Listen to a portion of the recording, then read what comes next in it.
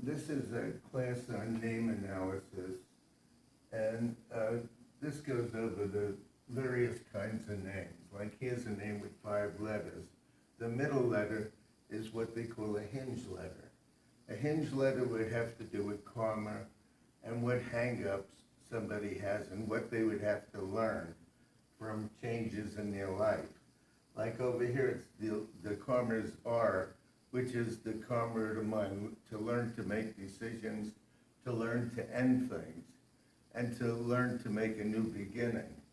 It's affected by Mars or Aries people, Aries or Scorpio, and it's also affected by people born on the 9th, 18th, or 27th day of any month. Here is a hang letter, a hinge letter, with a B. A B has to do with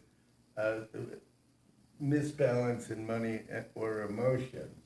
And it's affected because it's a 2, which is the second letter of the alphabet, by people born on the 2nd, the 11th, the 20th, or 29th of any month, and July or Cancer people, as well as February or Aquarius people. This is the name Michael, and the hinge letter is an H, which has to do with finances, and this has to do with people born on the 8th, 17th, 26th day of any month, and January or Capricorn people.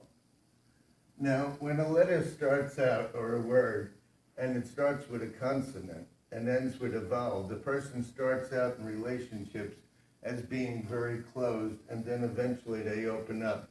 The vowels, A, E, I, or U, have more to do with being outward, and the consonants, the remainder of the letters, are closed. So when a name starts with a consonant, ends with a consonant, the person is hard to get to know.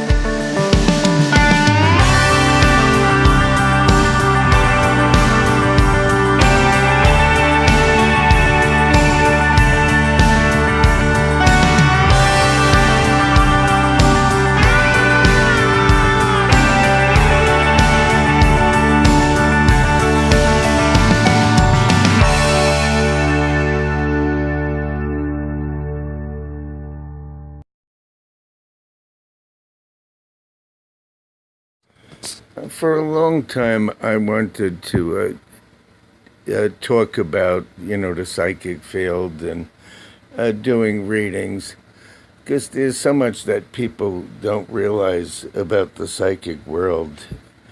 I think they're very misinformed. And when I was a little kid, I was about 7, 8 years old, I witnessed a bunch of children playing baseball, and I pointed to a kid, one of the kids, and I said, "You see that person with the red around them?" I said, "They seem to be jumping around, and the one with the green seems to be very calm." And the young kid looked at me and he said, "What are you talking about, red and green?"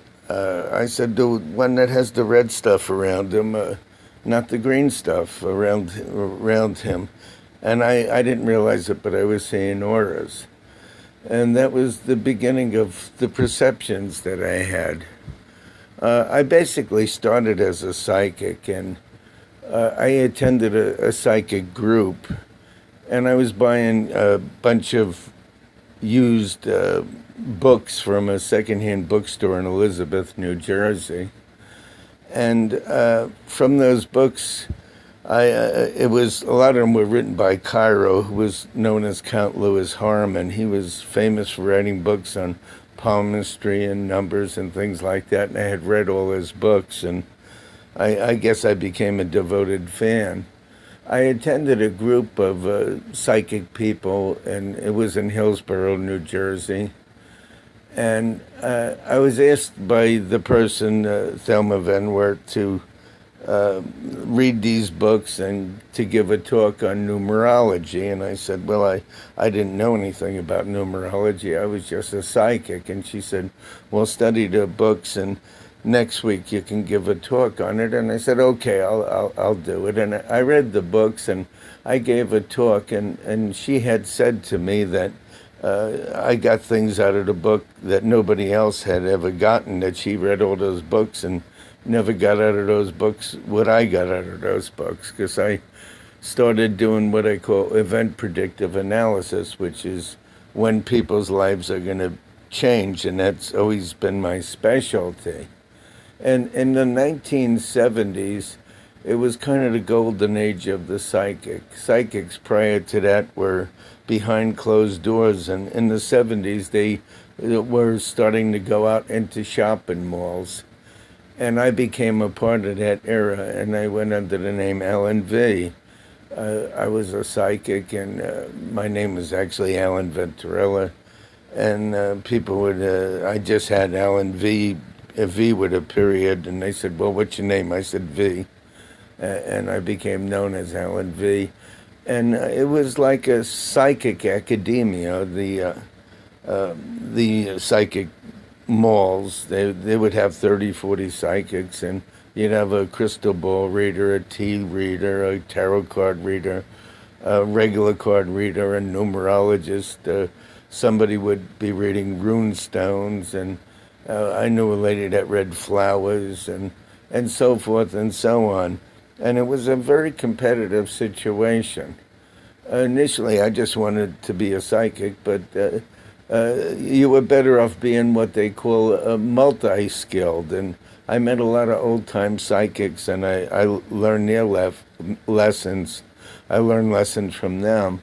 Some of them were born in Europe, and they were older than I was. They were 70 or so when I was in my late 20s, early 30s, and I learned a lot from them. They talked to me. I remember these two young guys telling me, stay away from this guy. He's mean. And I stood away from him, and after a week he called me over, and he said that I knew my business, he said, and the others were clowns. He said he didn't want any part of them.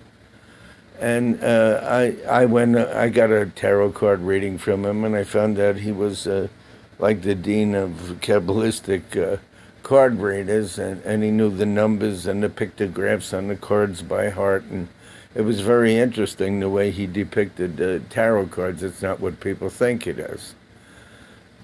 So I became multi-skilled. Eventually I got into handwriting and numbers and palms and everything else. And it was a very competitive situation, and you were better off being multi-skilled.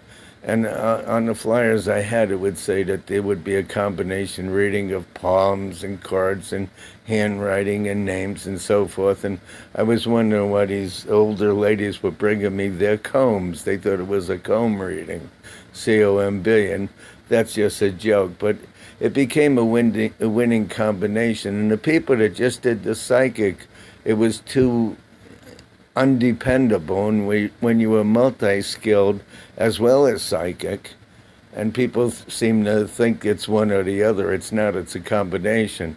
After a while, the line between the psychic and the tool or the methods that you're using evaporates, and you cross the line so much that the line doesn't exist anymore, and you become what they call a multi-skilled psychic.